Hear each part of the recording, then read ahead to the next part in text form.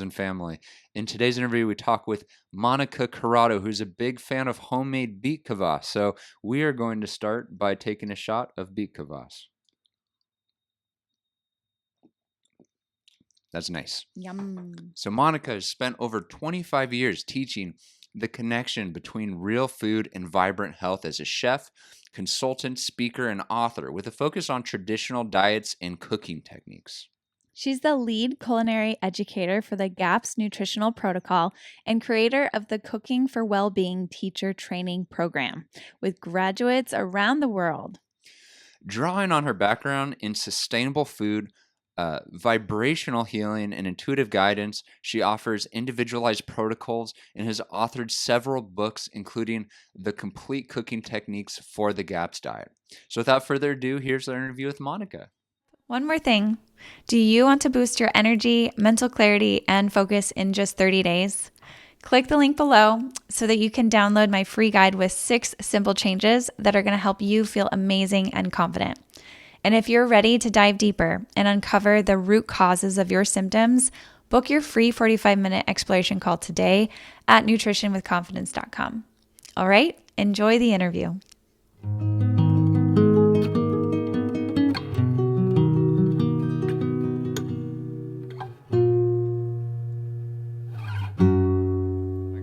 The first question I wanted to ask you today is, Yes. how'd you get interested in food? You know, a lot of your career, life has been surrounding food. What drew you to food initially? Oh boy. Okay. Big question. Well, it is a big question since since all of my degrees are in national security and political science. Right? So what drew me to food? Well, I was brought up in an amazing family with an Italian dad and a German and Hungarian mother. And my mother cooked like amazing food, all of it. And in the beginning, when I was a kid, I really didn't like being pressed into service. I really didn't. In fact, this little blurb is, I think it's in my first book. Anyway, but when I went through college, graduate school, worked on the Hill, worked in the think tanks, did lots of things, was miserable. I thought, what do I love? I love the food. I love being in the kitchen. I love teaching people about good food, real food. And that was really a changing, that was the point. So then, I don't know, should I skip ahead to meeting Sally Fallon? That sounds great. Sure. Everybody knows who Sally Fallon is, I hope. Now Sally Fallon Morell. Yeah, so I was living in DC, Washington, D.C. metro area, actually in Tacoma Park, Maryland, which I love. And I had started an organic and biodynamic catering company. Awesome. And Sally had just started what she called buying club, like a buying club, right, with Amish farmers. This was way back when. We're talking 25 years ago. Long time ago. So anyway, she had started connecting with farmers in Pennsylvania and started a buying club. And so I was part of the buying club. And then I was also part of a group that was illegally, maybe I shouldn't say that. Anyway, that was, we were picking up raw milk in Pennsylvania and we were driving it across state lines for people in Maryland, which at the time was, it was a felony actually, but we did it anyway because we wanted access to raw milk. So Sally wanted access to raw milk. She'll tell you the story. And we had it. So in any case, that's how we connected. And then one day she was teaching me how to make butter, which was fun. And then she had her first Wise Traditions conference in the basement of a church in Silver Spring, Maryland, off of Colesville Road. I bet you there were 27 people there. Wow. And so my company, which was the Basic Feast at the time, that's the name of it, catered the first Wise Traditions conference, 27 people in a church basement. And then I catered the next one. I think the first 2 or 3 in any case with my company. And then she just got too big. Thank goodness, right? Like, psh. Now, so I think I handled up to like 200, 250, but then it exploded to like 1200, 1800. And I'm like, okay. But anyway, so I don't know if that answers your question. Does. You know, when I started that organic and biodynamic catering company, I wanted the best quality food I could find. I was the only gig in town. This was like 2000, right outside DC. We were trying to connect with all of the people who actually cared about green, right? Green food, organic. You have to remember that 25 years ago, organic meant brown rice and tofu. Like that's what people thought it meant. They didn't get that it was actually like how you raised the crops and what you did on this on the land and how you raised all the cattle, whatever, like, right? So anyway, so we were fighting a pretty big battle. I mean, just educating. It was all about educating, educating, educating. Why is it important, right? So anyway, so that's what led me to meet Joel Salatin. So I've known Joel for a quarter of a century and Sally. It's pretty darn cool. I know I look young. Anyway, so I met Joel Salatin because they had just published. It's so funny. It was July of 2000. It's July of 2025 right now. It was the July 2000 Smithsonian Magazine, and Polyface Farm was on the cover. And the article, you can go find it if you want. It's called, the article was The Best Tasting Chicken in America. And that's really when he like, boom, like it hit the scene, like, whoa, who is Joel Salatin and what is Polyface and what is he doing? And so I used to drive, it was almost 4 hours from where I was. I was just over, just yeah, 1 o'clock. If you look at DC at 1 o'clock, and then he was like down in Swoop, Virginia. So you'd think we would be closer, but we weren't closer. But anyway, so that's when I met Sally. That's when I met Joel. That's when I became a honorary member of the Weston A Foundation. That was the beginning.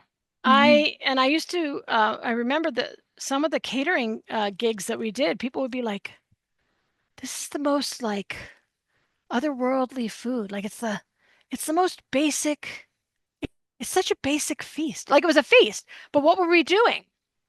We were finding local, oh my goodness, who's doing that now? Local, sustainable, clean, right? Yeah. And people were really like, wow, this is so good. That was 25 years ago.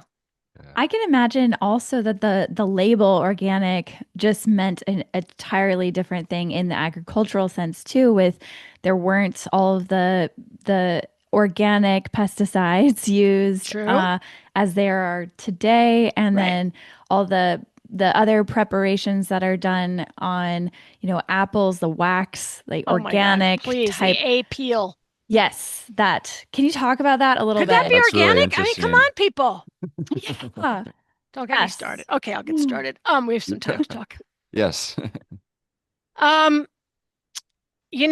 There's a very amazing woman I also work for. Her name is Dr. Natasha Campbell McBride, who wrote the GAPS diet. She's an amazing human. Sally, all these people, I'm so blessed to be connected with them, and to work with them, for them, blah, blah, blah, over the years. And one of the things that Dr. Natasha says over and over is, first of all, don't trust the organic label. We're going to talk about that in a minute. But she also says you can't find real food in a supermarket. Don't think you can find food in a grocery store. And of course, everybody gets shocked. Like, what do you mean? Like, this is where we buy our food. And she's like, there's nothing worth buying in a grocery store. And you just go, okay. So why? You know why? I mean, the other day I was in my little co-op, which is fantastic in Colorado. You probably know it. It's called Natural Grocers. They have them. They're really family owned, been around since 62 or something, or I don't know, whatever. But they really do sort of try to, like, they will not have anything in the store that has that Apeel on it. They won't bring it in. And for people who aren't familiar with the Apeel, can you tell us what it is? Sure. So Apeel is a coating that they are now putting on produce And it's rampant. I mean, I also was in a Whole Foods the other day, not that I go there very often, but I was there and I was looking at their list. They actually have a sign that says Apeel is allowed to be on the following foods, right? Like the following fruits and vegetables, the following produce. And I was just like, oh my God, what are you talking about? What do you mean allowed to be on here? Where's the mark? Right. Is it even labeled? So Apeel is not your friend, folks. Apeel is a wax substance that is put on produce to help it what? Not break down, help it last longer. Remember, food is supposed to break down. It's a good thing, right? Yes, Like a exactly. bruise means that the enzymes are actually working to break it down, right? So we don't want to be eating anything with Apeel. And we're not talking about beeswax, natural wax. We're talking about like some sort of Synthetic, synthetic. derived from They don't really disclose what no. They don't the really wax is disclose made what it's of, from. right? Oh, we know Okay. it doesn't even matter. Well, I mean, we all love beeswax, but and it is a healing food and it can be, but you're not supposed to eat beeswax. Yeah, even if Right. it was You can beeswax. Right. chew beeswax as part of the hive, right, to get all the good Mhm. stuff out, and then you spit out the wax, right? You don't swallow the wax. Goodness Right. gracious. Well, So and anyway, I love your point about the bruising. And when you do start to actually get closer to where the food's growing and where it's coming from, you start to realize there's something called ugly fruit and ugly food that is like the seconds. And those are tossed or not even sold in markets because we have this ideal picture of what a carrot looks like or what an apple should look like, and that it's big and it's sugary, and that is not traditionally or ancestrally consistent with the actual food that's grown. Yeah, and so that's a huge piece of why not to eat the food that's perfect, quote unquote, or yes. shiny and waxy. Shiny and waxy is not your Mm, friend, not our right? friend. Yeah. Well, and the Yeah. other piece is too, I'm always talking about people, I'm always trying to give people like the good, better, best, Right. right? And you have to, Hmm. because if you don't give people an option, what are they going to do, right? So the best is grow your own food. The best is get into a co-op of people or a neighborhood that has land or a community garden, like, and the next would be, get to farmers that are local, find out what they're doing. It doesn't have to be organic with the stamp. Just you need to find out what they're doing in terms of their practices and things like that. That's going to be the real food, as you said, right? But if you have to go to the grocery store, which, probably 90% of Americans are, 80%, I don't know, I'm guessing. But the large majority of people, certainly the ones in the cities, are going to the grocery stores. Do the best you can. Always look for organic, and then try to go to a store that doesn't allow Apeel in the door, Yeah. right? Like natural grocers, as you were Like a saying. natural That's really grocers, but nice. And I don't know co-op. who else. Some of the smaller Yeah. co-ops are probably trying to do it, is my guess, Yeah. Yeah. but not the big stores. And Yeah. as you touched on there, going directly to a farmer, having curiosity about their practices, and like you were saying, just because someone doesn't have the organic label, there's this term beyond organic, which I think is great because a lot of the farmers who we've connected with in the area do practices that are better than what they could do if they had certified organic produce Right. because certified organic is there's a dark side to it. I love for you to, and I'll just add one piece before I'd love for you to elaborate on this, but I know one part of the certification is they have to use Clorox bleach in the basins for of water that they wash the vegetables in to be certified organic. So it's a small Mm. amount, but I don't want Clorox bleach on my vegetables. And so could you talk more about that dark side of organic? I mean, organic's probably better Yes, than conventional, right? But absolutely. I but mean, Absolutely. let's not throw the baby out with the bathwater, yes. right? It's all we've got right now, Mhm. really, Yeah. right? So, yes, beyond organic is something actually that Joel Salatin coined a long time Oh, ago, cool. because like 20 years ago, because he wasn't going to play the game. Meaning he wasn't going to jump through the hoops, do all the paperwork, spend all the money to become certified organic. So he just says, "Puh, I'm beyond organic. We're doing beyond organic things here." So that's how long that's been around, which is so fabulous. Yeah, when we first got started, again, the organic standards were really quite high, but at least at this point, they are protecting us from GMOs. Absolutely. Genetically modified, right? So that's a big deal because if you're not eating organic certain things, you are eating GMOs. I mean, corn is a prime example. If you're eating conventional corn that you didn't grow yourself and you bought in Walmart, sorry, did I say that? Or wherever else, right? Safeway, whatever, some little store, big chain, it's going to be GMO, genetically modified, and you don't want that food in your body. So it does protect us against that, and it does right now protect us against at least the use of glyphosate. That doesn't mean, because I'm sure you've heard that many of the organic foods they're finding traces of glyphosate in them because of it's in the water, it's whatever, blew over from the other field, who knows. But those two things are really important. And so, at least there's somebody trying to hold the line around those two very important standards. Is And it perfect? No. right. What is glyphosate for those who don't know? Oh boy. Well, I'm going to tell you because I think people really don't know, at least in my neighborhood, who are like walking around spraying their lawns with Roundup. And I'm like, are you crazy? All right. So glyphosate is the chemical in Roundup. Roundup has been around a long time and it is a weed killer. And you can walk into any darn, Home Depot, Lowe's, wherever, hardware store you're going, and you will find Roundup still on the shelves. So Roundup has glyphosate in it, and glyphosate has been, I can't, what am I going to say? Connected to autism, period, and millions of other things. It's not good for you. It's not good for your children.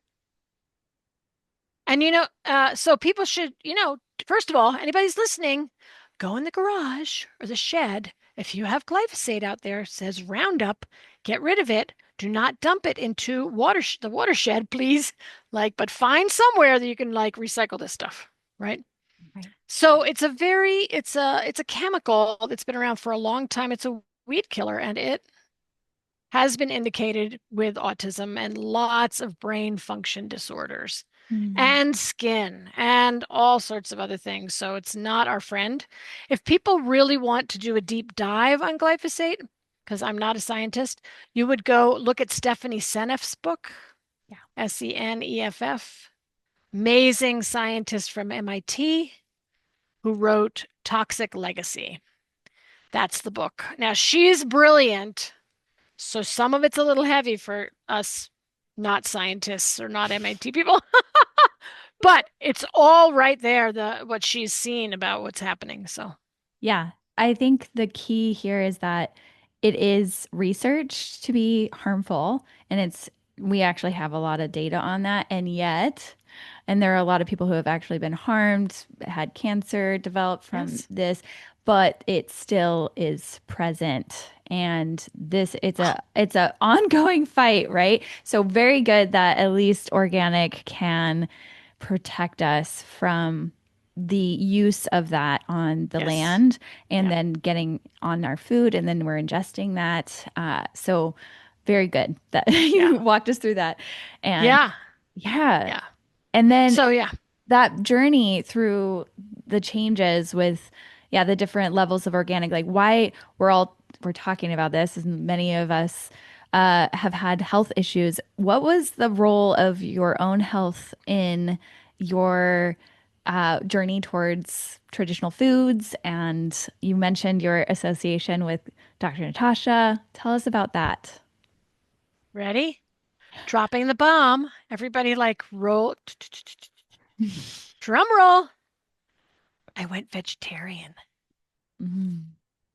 for 2 years, only 2 years, because I thought it was spiritual. Really important not to eat an animal. And then one day I couldn't walk. I was 27 years old, folks. I wasn't like 40, 50, whatever. I was 27. I had eaten really well all my life, right? And then I thought, well, I'm going to go vegetarian because it's a really holy thing to do. And so I was not, yeah, I couldn't, literally my ligaments and my cartilage in my knees went and they couldn't come back. And Wow. so I literally I couldn't walk. So I was like picked up and put in a car and taken to a chiropractor who very painfully put my leg back together, put everything back in its socket, whatever. And she said, you know, you have to start eating meat. That's it. Your body cannot not eat meat. You have to eat it. And it was difficult for me. Um, but it led me to Joel Salatin, number one. So I looked for that was the other piece. So at the time I had my catering company actually started as a vegetarian thing. This is 25 years ago, right? It's 25 years ago. So it started that way, and then my knees blew out and I couldn't walk, and I was way too young to not be able to. She said to me, "Hey, up to you. You can stay vegetarian, but you're not going to be able to walk." And I thought, "Oh my God, I'm way too young to not. It's not like I'm 90." Right? Like, yeah, I got a lot to do here. I got work in the world. I've got, like, how am I going to like lug the big bins of stuff to the kitchen and, make my deliveries at, 6 in the morning? It's not going to happen. So that's what really, when I found Joel and I thought, oh my God, could I eat something that had been raised by stewarding the land and stewarding the animals and one of the things that Joel says over and over is that he allows the animals to express their whateverness. The pigs express their pigness, the cows express their cowness, the chickens express their chickenness, meaning he's doing the best he can to allow these animals to be living in the way they're supposed to live, out on pasture, right? And so I was like, okay. And then I thought, okay, well, I'm going to take myself to the farm. So I did. I was there on a slaughter day because they slaughter their own chickens right there. So let's get jiggy with like my food, right? Like you're gonna eat it, you gotta watch it die. And so I was so amazed by the just the way they held the space for all of it. Like just really respectful, gratitude, all that stuff going on. Um and then so at that point I went ahead and I brought meat home for myself, chicken, steak, whatever. And, I don't know how many of you, I'm hoping everyone is blessing their food before they eat it because it's actually an autonomic nervous system balance and it's good to be grateful, right? For what you're about to eat. So I remember sitting at the table. I had made a steak. It was from Joel's farm. It's the first piece of meat I'd eaten in a couple of years. And I remember going to bless my food and I thought, wow, this food is blessing me. Yeah. That was like, whoa. Like when you can actually but that's like what we have to get back to. We need to get back to presence, practicing presence. Like when you're eating at the table, right? Practicing presence when we're gardening, when we're pulling those tomatoes off, when we're doing whatever, when we're teaching our children how to ferment or whatever, like being present to the food and to the gift of the food. And when you do that, what you find is that, first of all, you need a lot less of it, believe it or not, because you're not like bolting, like, quick, food is fuel, got to get going. Like, let me eat in the car. Really? No. Let's sit. Let's sit together at a meal with the whole family. And let's take a moment to be quiet and like actually arrive. Because, right, like we're busy. Arrive, gratitude, then eat and actually like try to taste your food, right? Instead of just bolting it. Anyway, Absolutely. so that was the beginning of my movement. I was actually, all right, we'll just put it out there. I was living in an ashram at the time, yoga. As many of you know, many people think that all yogis are vegetarians. They are not. Cool. They're definitely not vegan. Veganism is a fast in yoga. It is not a way of life because it's not sustainable for the human body. So that's, so we all go vegetarian and then my knees blow out and I was just like mortified. I was crushed. I thought, oh, I can't be holy anymore.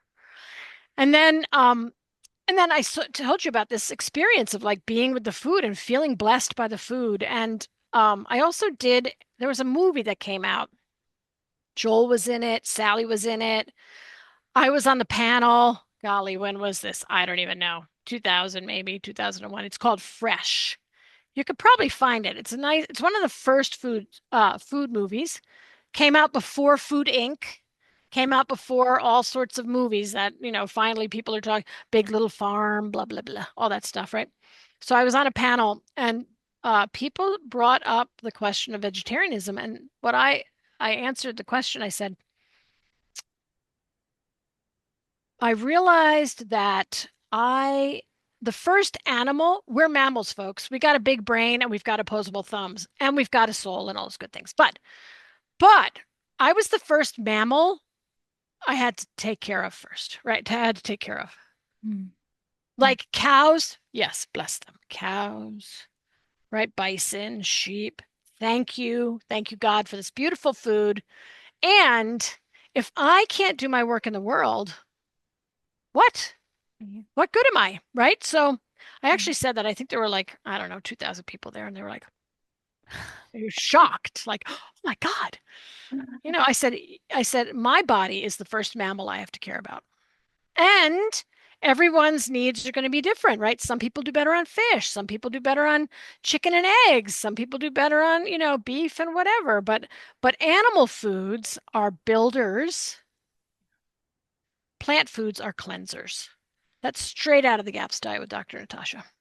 Yeah. So animal foods are builders. Plant foods are cleansers. Sometimes cleanses are really good for us, but we can't keep asking the body to cleanse, because it needs the raw material to actually rebuild every cell that you've got in your body. So I don't know if that answers your question, but that was I became more present to my food. And then this whole thing about my knees blow out. So then I start looking for, it can't all be bad.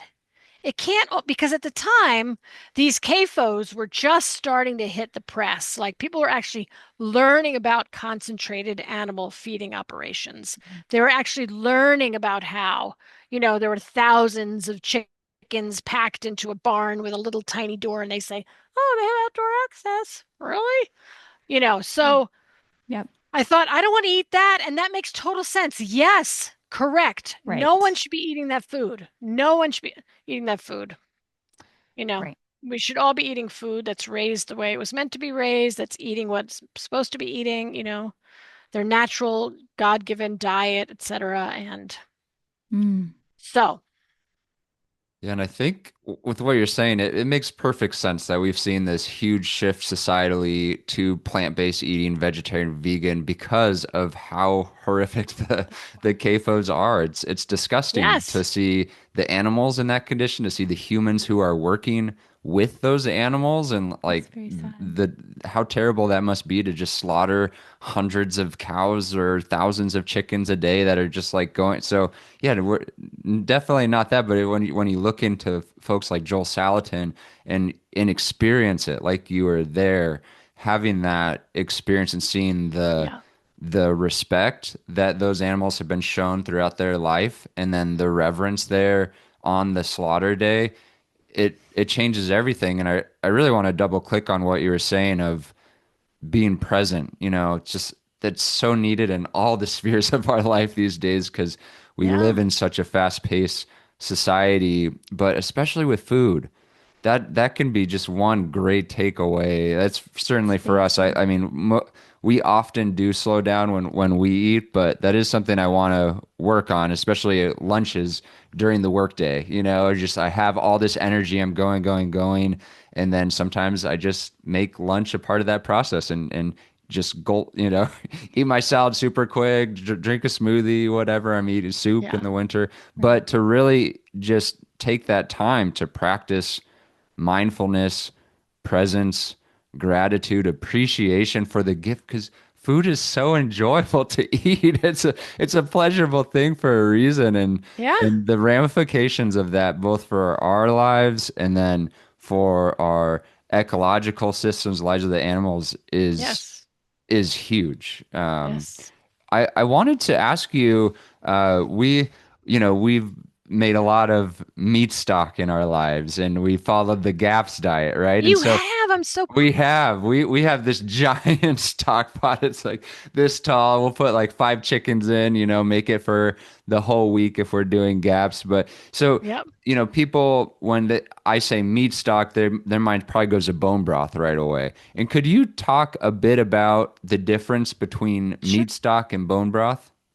Yes, especially since I've spent the last 10 years trying to get people to know the difference. So 10 years ago, I wrote a book. It was called Meat Stock versus Bone Broth. And it is part now of my book, which now is 4 books in one, right? You can see my ring. But this is the book. So the reason I wrote Meat Stock versus Bone Broth was that I found that so many people were making bone broth and thinking that they were doing gaps, which of course they were not. They still do it today, which makes me go, ah, okay. So what's the difference?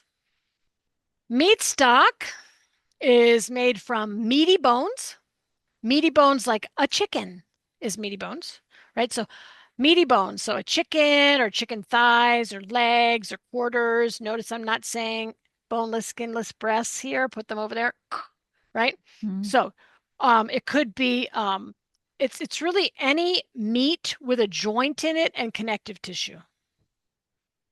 Because it's the connective tissue which is going to help heal and seal the gut once you make the meat stock. So again, we're talking about a whole chicken. We're talking about chicken quarters. You can do it with turkey. Any bird can be done with any bird, any fish. Stay away from the oily ones because it makes it kind of sourish. But anyway, um, ribs, short ribs, meaty neck bones of like lamb neck bones, beef neck bones, pork neck bones. So it's meaty bones. Really important. People get this. It's meaty bones, right? Meaty bones. We're not talking about a knuckle bone, right? So, okay, so meat stock is meaty bones, just enough water to cover those bones by 2 inches at the most. I also came up with the thing of it's like a quart of water for every pound of bones. Doesn't work for our international folks because I have to do a different conversion for kilograms. But in any case, so a quart of water for every pound of bones, or cover with no more than 2 inches of water, and then cook it. You always bring bones to a boil, skim the scum, discard, down to a simmer, and meat stock is short cooked. Short cooked. So let's see. Poultry will be like an hour and a half to 3 hours at the most. 3 hours for maybe a stewing hen, which is very, very tough. But it's usually about an hour and a half to 2 hours for poultry, and somewhere around 4, 5, 6 at the most for, quadrupeds, for mammals and things like that. And then bone broth. So hopefully it's like if everybody draw it in your mind. So we've got like meaty bones, not a lot of water, short cook time. Okay, bone broth. Bony bones, what does that mean? That means they have no meat on them, right? Knuckles and things that have no meat. So bony bones, lot of water, lot of water. Yes. Like you said, big stock pot, and I went, I hope you're making meat stock because stock pots aren't usually what we need for use for meat stock. But in any case, you can if you know what you're doing, which you probably do, but I'll find out in a minute. Okay, so it's, bony bones and lots of water, like 4 quarts or 5 quarts or 6 quarts or whatever. And then it's cooked for a very long time. What's a long time? Chicken's 8 to 24 hours. Beef is is 24 to 72 hours. So they're two different, really different things. The difficulty with bone broth is that it is high in glutamic acid. Glutamic acid is an excitotoxin that works on the frontal lobe. So what? People say, what is she talking about? Think MSG from like bad restaurant, right? MSG, monosodium glutamate. It's one molecule off that. So it's what we call an excitotoxin. And excitotoxins work on your frontal lobe. And that means that if you have nervous system symptoms, just say that once fast, you can't. Nervous system symptoms, like if you have a child who stims, right? If you have a person who has seizures, who's prone to these things, if you have someone that's prone to migraines, it will trigger, bone broth will trigger all those things, or can. Most of the time will, but certainly can trigger it. Mm-hmm. So that's really the biggest difference between, in terms of therapeutically, bone broth is very high in glutamic acid. Meat stock is not. So what happens then? Then you get a meat stock. Both of them give you gelatin. Yay, which is what we need to heal and seal. But meat stock will give you a meal. Yeah. Hey, right? Mm-hmm. So it's very interesting when I work with people who come to me, work with them for the GAPS diet. And if they come from Weston Price or Nourishing Traditions, they say, "Oh yeah, I know how to make stock." And I go, "Oh, great. Tell me how you make it." "Oh, well, I get some bones and I fill it up with a lot of water and I cook it for a really long time." And I go, that is traditional stock in terms of culinary stock, but that is not meat stock. And that's where I think the problem happened. And when I saw it happening, I'm telling you, it was like 10 years ago, right?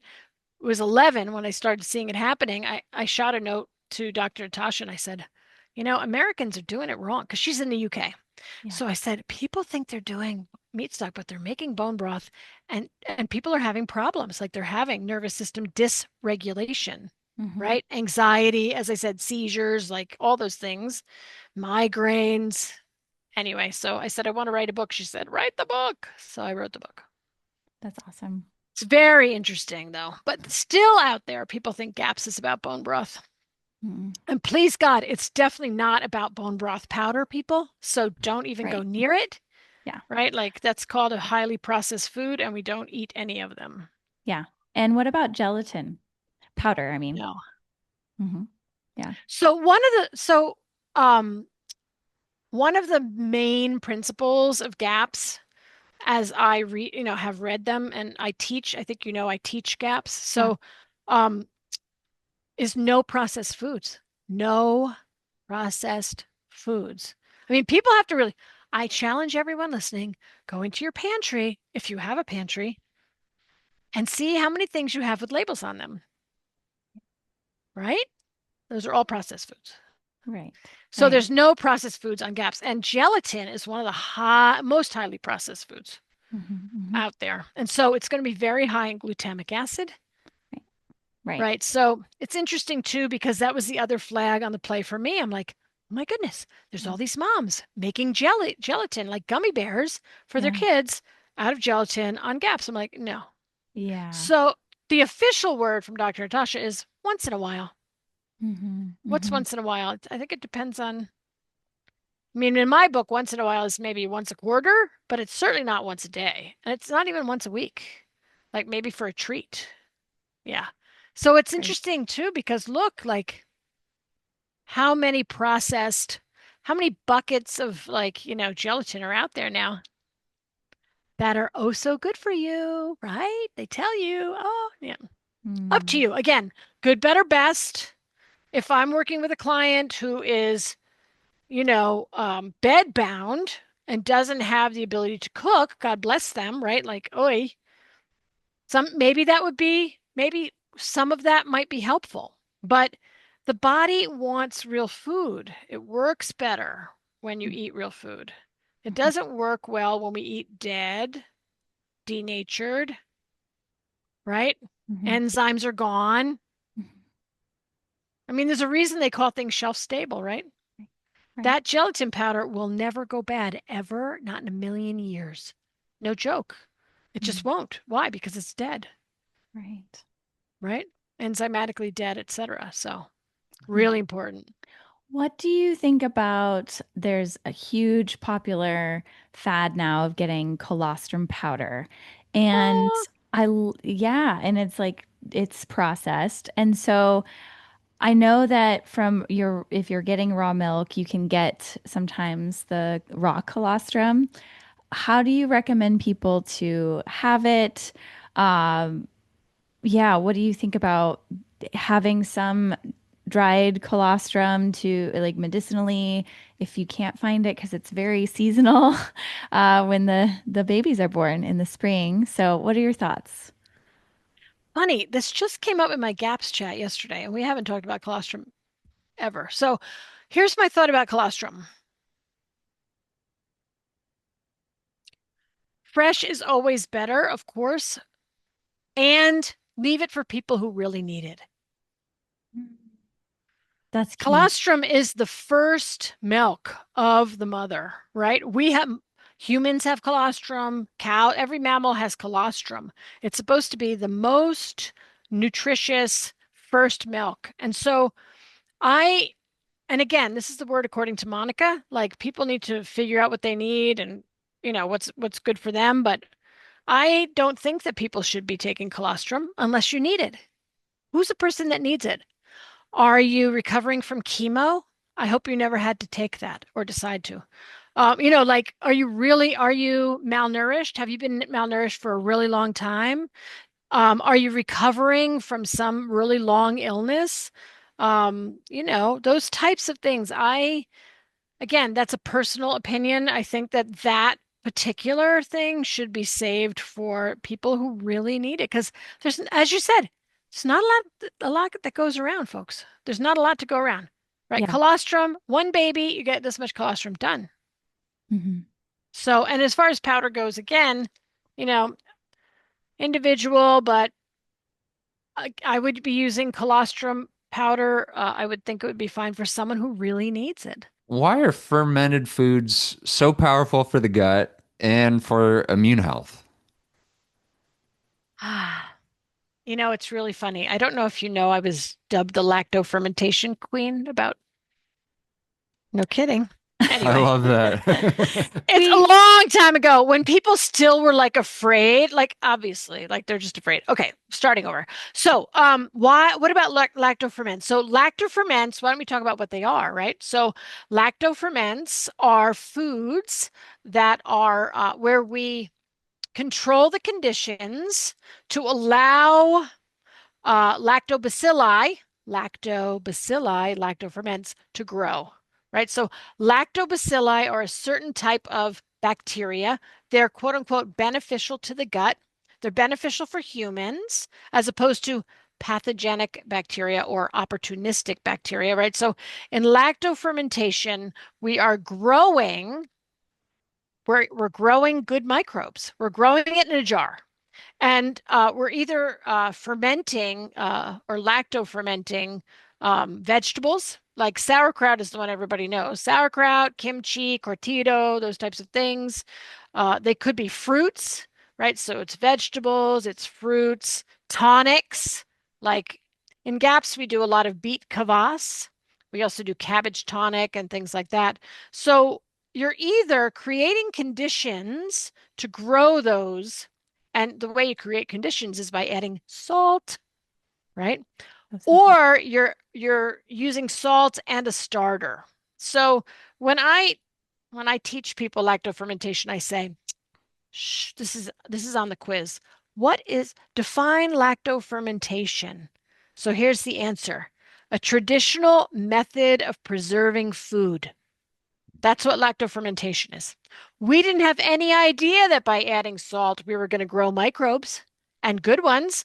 I mean, originally, all they did was throw salt on cabbage so that it would go across the sea, right? When people were sailing across the sea, right? So, in any case, so lactofermentation is a traditional method of preserving foods. It totally predates refrigerators, icebox. Like, how are you going to keep your food over the winter? Oh, throw salt on it.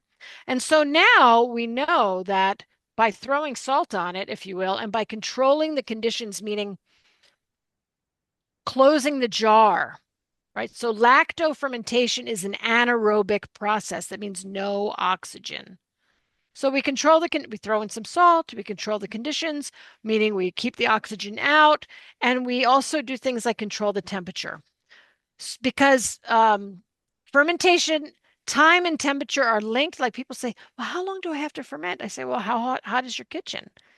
Oh, it's hot. Well, short time then. Anyway, I don't have to go into all that right now, but so lactofermentation, what can I tell you? I probably have 20 benefits of lactofermentation sitting in my book, right? Like why ferment? Well, the first thing it does is it preserves the food for you, right?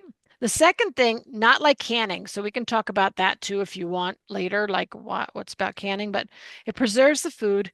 It pre-digests the food for you.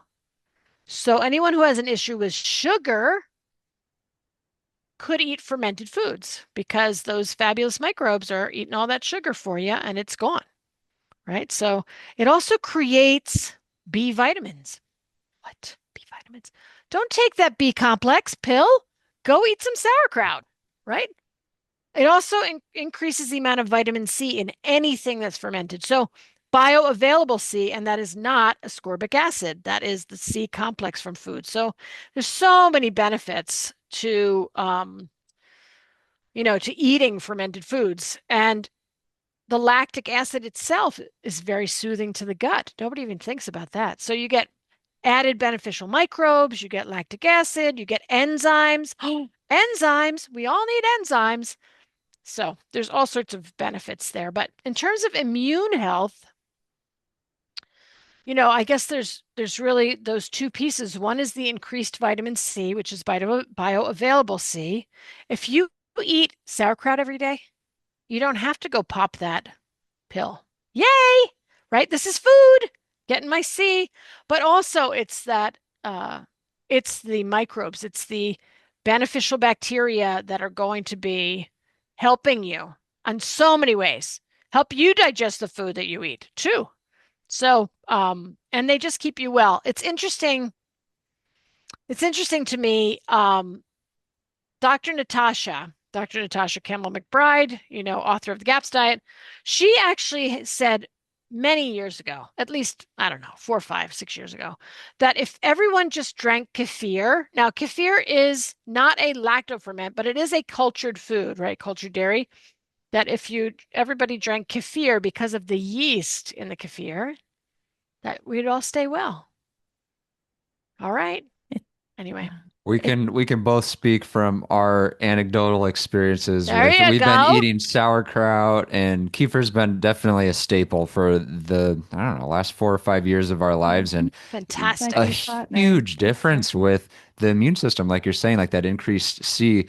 I rarely get sick. I recently had a job interview and I was talking about, my last employment and how I don't think I took one sick day off in 3 years. And they're like, what are you talking about? And yeah, I think the sauerkraut is to thank. Yeah. I wanted to Yes. ask about the best places for people to start. People are interested in fermentation. They haven't taken that first project on. Yeah. You mentioned beet kvass. You mentioned the Sauerkraut, cabbage tonic, cabbage tonic. sauerkraut. Like, Hmm. where are the best places? Well, maybe first, could you define what beet kvass and the cabbage tonic are, and then Sure. where are the easiest places to start? Sure, sure. So beet kvass, Kvass, kvass. Kvass just means tonic or beverage. Beet kvass is, um, let me start over. What's a tonic? Let's go there, right? Because I'm talking about beet kvass, which is a tonic, cabbage tonic, which is a tonic. What's a tonic, Mon? Okay. So a tonic is something that tones the body over time. Tonic. Okay, so a tonic is something, there are many tonics out there, herbal tonics in the world, but it's something that you would be drinking every day over a long period of time, and it will affect change in the body. Now, beet kvass is a tonic that is made from beets, water, salt. Sometimes we throw in some garlic, yay. Sometimes we throw in some ginger, yay. Sometimes we throw in both. Um, and beets are specific to blood cleansing and the liver. So just just think about a beet. It's red, blood, makes sense, right? So beet kvass is a wonderful thing to take every day as just kind of a little liver boost, right? And you don't need much of it, right? With tonics, you don't need much. You need an ounce, 2 ounces. Empty stomach is best. Cabbage tonic, cabbage. Just think about a cabbage. cabbages are traditionally connected with digestion, like the stomach. Okay, so cabbage tonic is basically watered down sauerkraut. Like literally, it's just a little bit of cabbage shredded, a lot of water. Usually we're doing a half-gallon jar, if you will, or 2-quart jar, and salt. Yay! So cabbage tonic, when would you take cabbage tonic? Well, if it's cabbage is good for the stomach, you would take it before a meal, right? So I actually wrote an article about this if anybody cares. It's called Beet Kvass and Cabbage Tonic, Which When? Because I mean, the reality is they're both lactoferments.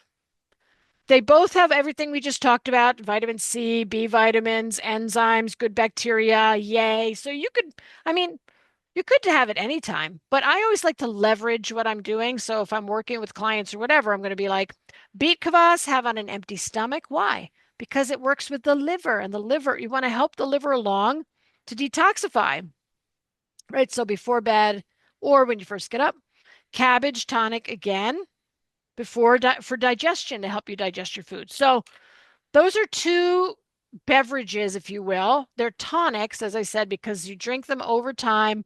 Some people drink Bikavas every day for years. Sometimes they take a break. Sometimes they make it with garlic because that's more fun, or throw in some herbs, like change it up. Really good with like sparkling mineral water and a squeeze of lemon in a wine glass, by the way. Oh, Like yeah. mix, right?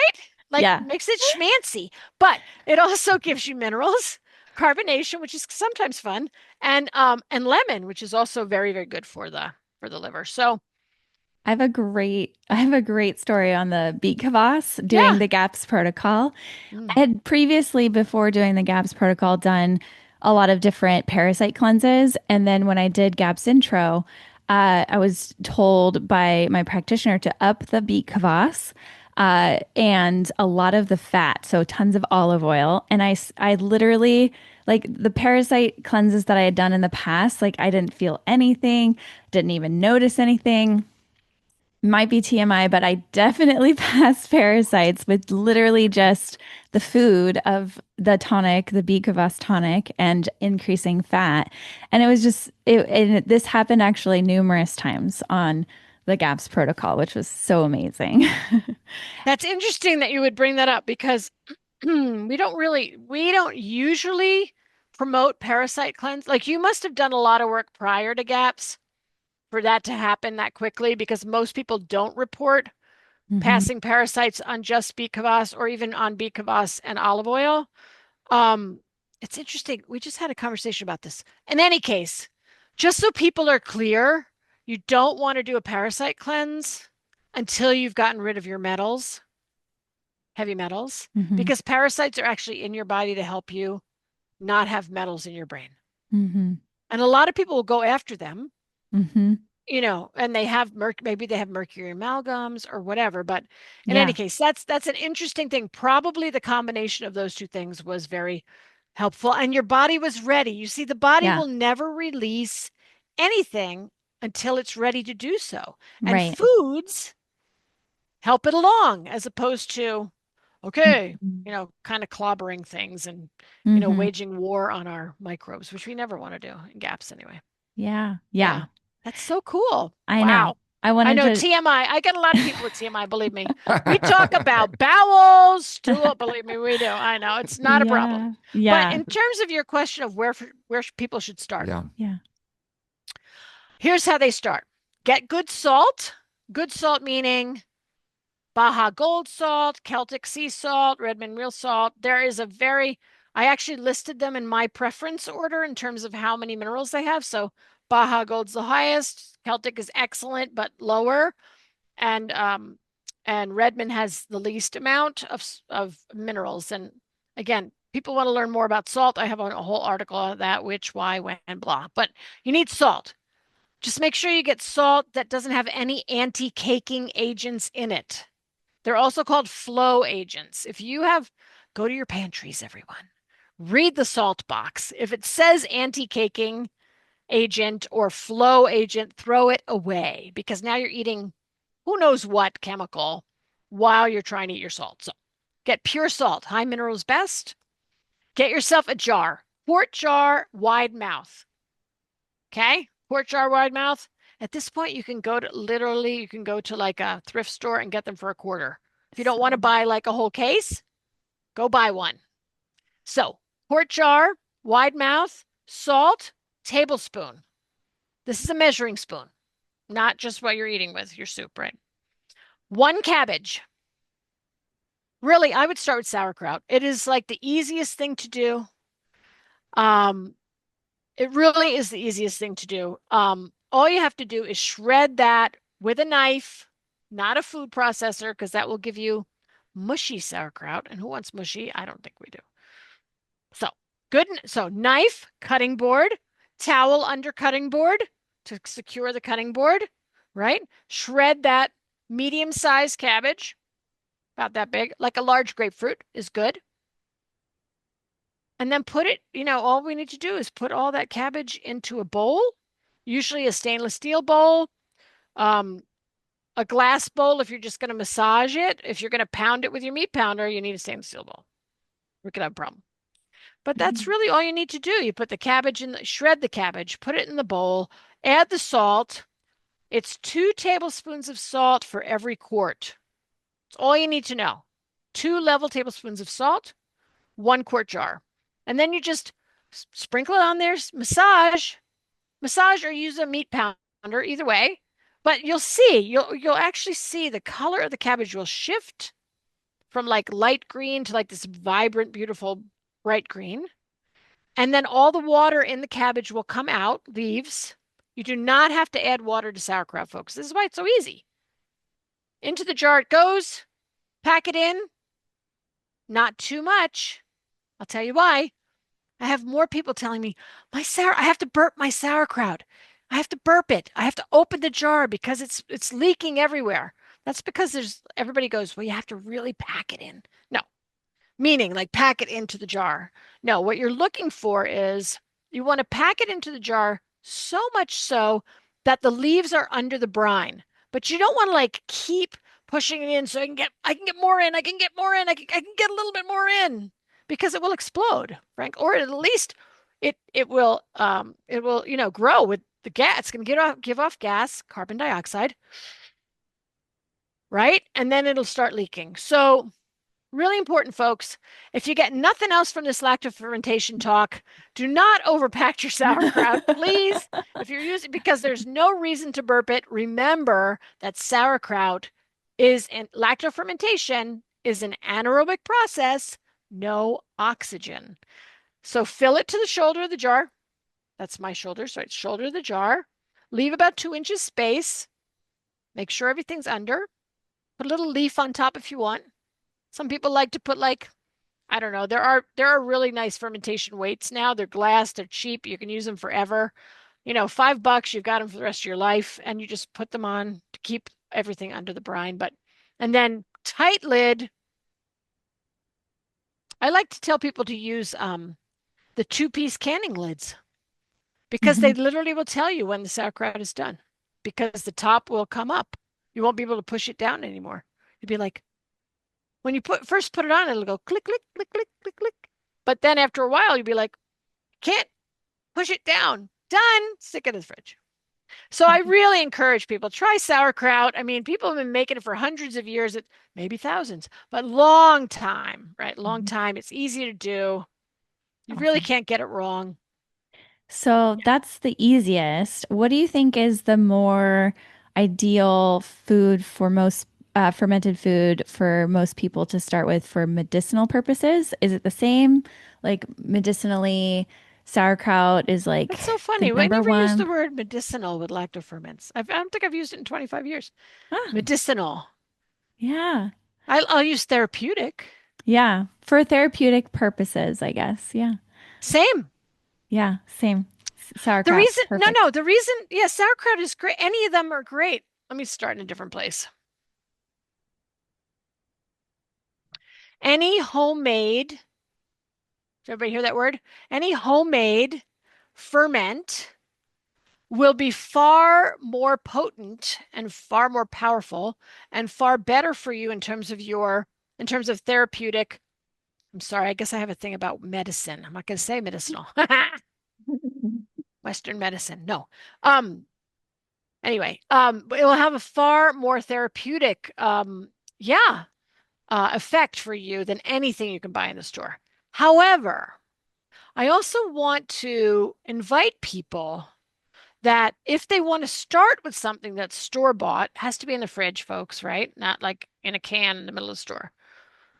If you want to start there, to start actually kind of priming the pump of like getting some ferments into your diet, like, oh, I'm having a bite of this, whatever, wild brine or, farmhouse culture, or maybe it's made by your farmer.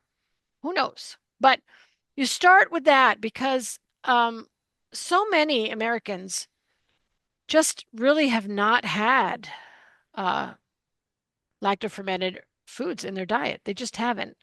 And so when you're eating the standard American diet, right? To these foods are very powerful, is what I'm trying to say. That when you start making them yourself, they can be very powerful. They're far more potent than anything you're buying in the store. And they can and will cause die-off when you first start eating them. So I invite people, like, if you really have never done anything, go buy a jar of something at like your natural food market and start there while you're putting your sauerkraut up, right? And then take a bite at a time. Like, go buy a bite because of your own. Because even if you're eating like, oh yeah, I'm good. I'm eating like 4 or 5 bites, quarter cup of sauerkraut every day. I'm buying it at blah blah foods, right? Or wherever I'm buying it and I'm eating it. Oh, and now I've made my own. So I'm just going to eat 4 or 5 bites or quarter cup. They do not translate, folks. Okay. You're going to have a lot of die off from your homemade stuff. Die off meaning you could feel really bad. You could bloat, you could cramp, you could get diarrhea, you could feel really tired. Like, oh my God, I'm so tired. What did I do? Oh, I ate my own sauerkraut, right? Yeah. Yeah, for the first time. That happens. Like, it's real. It's real. So I just want to invite people to lacto fermentation. It's so easy to do. And, if you really have never had fermented foods, real fermented foods in your diet, go ahead and start with something from the store while you're learning how to make things, while you're putting things up, because it's going to take 2, 3, 5, 7 days until that's ready, depending on what you make, right? And then just to be mindful, listen to the body. It's not a one-to-one conversion. It's not, you can't just eat the same amount. I bring this up because I've actually recently worked with a client who was like, oh yeah, I've been eating this great yogurt, whatever, best they can find, from the store. I'm not going to even name the brand. It's a good brand. It's fine. But then they started eating theirs at the same rate. Like, yeah, I'm doing a cup, 2 cups a day. And they were really not well. So nothing wrong with the foods, folks. There's nothing wrong with the foods. You don't have to be afraid of them. You need to be mindful of the power of the microbes. And then, you make friends with them. You're like, okay, we're going to bring you in slowly. Right. And then you're good. Right. Like you all, I don't know where you started, but you probably didn't start by eating a whole bucket or a whole plate full of your own sauerkraut. Right. Starting small, Yeah. starting Start slow. small. That's good. And Small, slow, mindful. Yeah. absolutely. Yeah. Before I ask you the last question I've got, Monica, if people are interested in learning more about your work, learning more about you, where are some good places to direct them? Sure. Yeah. Thanks. So, Simply Being Well is my website. So, Simply Being Well. Um, so come there. I have online courses, whatever. I've got lots of lots of articles, blah, blah. They could also come to me, find me on YouTube. I actually had so much fun putting all of the podcast interviews I've ever done over the last 14 years in one playlist, which is now sitting on my YouTube channel. So the YouTube channel is actually my own name. It's just Monica Corrado. It's also Simply Being Well. Either way, you'll find me. And there's a lot of great stuff there. Just hopefully, I think it's great. It's informative. I try to be like fun and informative. Like, how do we get people this information, right? So that's there. I also have, if people are on Facebook, I do have a Facebook group called Ask the GAPS Chef. I do a Facebook Live every other Wednesday. every second and fourth Wednesday. People can come and ask me anything about the GAPS diet, and I'm happy to tell them. It's one of the ways I'm trying to really be available for anyone to learn from a certified GAPS practitioner what it is, how to troubleshoot their sauerkraut or their kefir or their whatever, right? Yeah, so they can find me all those places, Instagram. I mean, hello. MC Simply Being Well. You'll find me. Just look up my name, Monica Corrado, Simply Being Well. Ask the Gap Chef, la la la, all that stuff. And certainly, I would love for them if anyone really is serious about gaps. I have the book, as I think you all know, that is used to train certified GAPS practitioners and coaches. So it has everything you need to know about how to culture anything, how to ferment anything, how to make meat stock, how to, soak, sprout, ferment your nuts and seeds, all those types of things. So if people are interested in that, they can come, they can use my little code, get some money off. New GAPS 2023, all caps and everybody. But I'd love to hear from them. That's where they can find me, simplybeingwell.com. Perfect. Fabulous. I'll link that in the show notes there. And so Thank you. we've been starting a new tradition with our guests, and the last question we ask is for you to ask us a question. So Oh, fun. to answer, but asking us a question to ponder as we go throughout the week. Oh, to give you a question to ponder? Yeah, to give us a question and our listeners a question to ponder. Oh my goodness. Oh, what to ponder? Something to ponder. Like what kind of question? Could be a serious question, could be a fun question, random question. Okay, let's ponder this. Do you have enough joy in your life? Hmm. And if you don't, how could you fix that? Love it. Well, it's a great place to end. Thank you, Right? Monica. God, that was fabulous. Thank you so much, everyone. It's a pleasure.